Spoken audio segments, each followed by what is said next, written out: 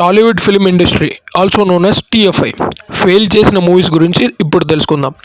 నేను ఇప్పుడు చెప్పబోయే మూవీస్ చెత్త మూవీస్ ఏం కాదు, అన్నీ మంచి స్టోరీ స్క్రీన్ ప్లే ఉన్న మూవీసే. బట్ తెలుసు కదా, మన టీఎఫ్ఐకి ఎక్కలేదు. మన టీఎఫ్ఐ ఆడియన్స్ దాన్ని ఫెయిల్ అంటే ఫ్లాప్ చేశారు. ఈ మూవీస్ నెక్స్ట్ లెవెల్ ఉంటాయి.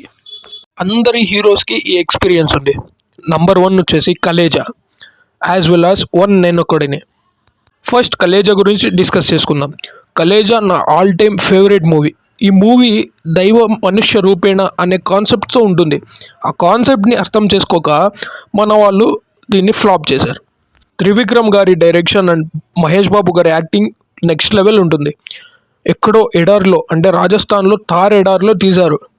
బై ద వే ఈ మూవీ రిలీజ్లో మాత్రం super hit. The next movie number 2 వచ్చేసి వన్ నేనొకడినే.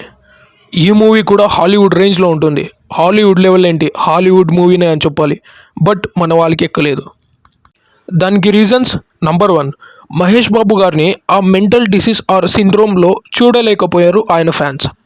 రీజన్ నంబర్ 2, ఈ concept and movie story line చాలామందికి అర్థం కాలేదు. చాలా కన్ఫ్యూజింగ్గా ఉంది. అండ్ ఫస్ట్ టైం నేను చూసినప్పుడు కూడా నాకు కూడా ఫస్ట్ టైం చూసినప్పుడు అర్థం కాలేదు. మళ్ళీ సెకండ్ టైం చూసినప్పుడు అర్థమైంది. So concept and story line డిఫరెంట్గా ఉండటంతో అండ్ కన్ఫ్యూజింగ్గా ఉండటంతో ఫ్లాప్ అయింది. ఇప్పుడు ఇదే మూవీని ఆడియన్స్ క్లాప్స్ కొట్టి మరీ చూస్తున్నారు.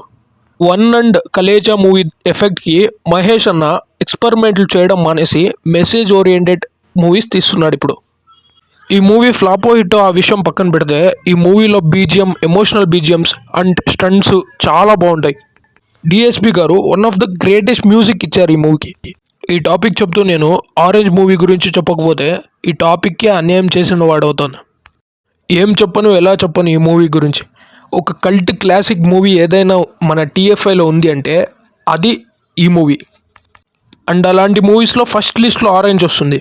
బొమ్మరిలు భాస్కర్ గారు ఎంత ఫ్యూచరిస్టిక్గా, ఎంత విజన్తో ఈ మూవీని రాశారో ఈ మూవీ చూస్తే మనకు అర్థమవుతుంది.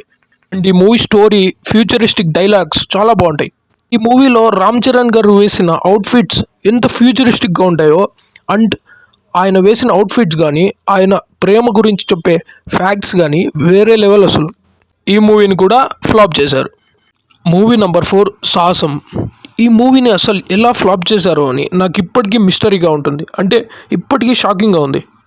బై ద వే ఈ మూవీని అండర్ రేటెడ్ మూవీస్ల లిస్ట్లోకి కూడా యాడ్ చేసుకోవచ్చు, అంత బాగుంటుంది. అసలు ఈ movie story and screen play ఒక రేంజ్లో ఉంటుంది.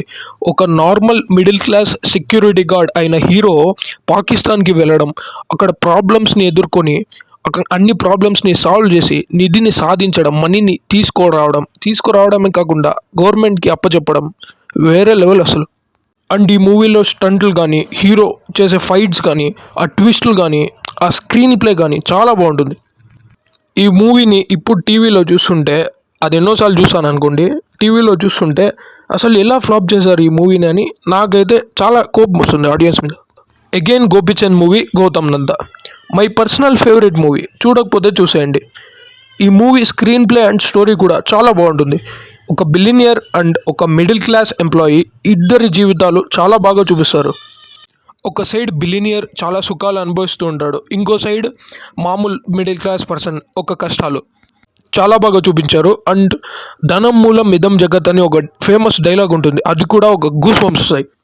మనీ గురించి ఒక మంచి మెసేజ్ ఉంటుంది, కానీ తెలుసు కదా మన టీఎఫ్ఐ ఆడియన్స్కి అయితే ఎక్కలేదు. సో ఇది గాయస్, దీనికి పార్ట్ 2 కూడా ఉండొచ్చు. పార్ట్ 2 అని కామెంట్ చేయండి, పార్ట్ 2 కూడా చేస్తా. ఇంకా చాలా మూవీస్ ఉన్నాయి.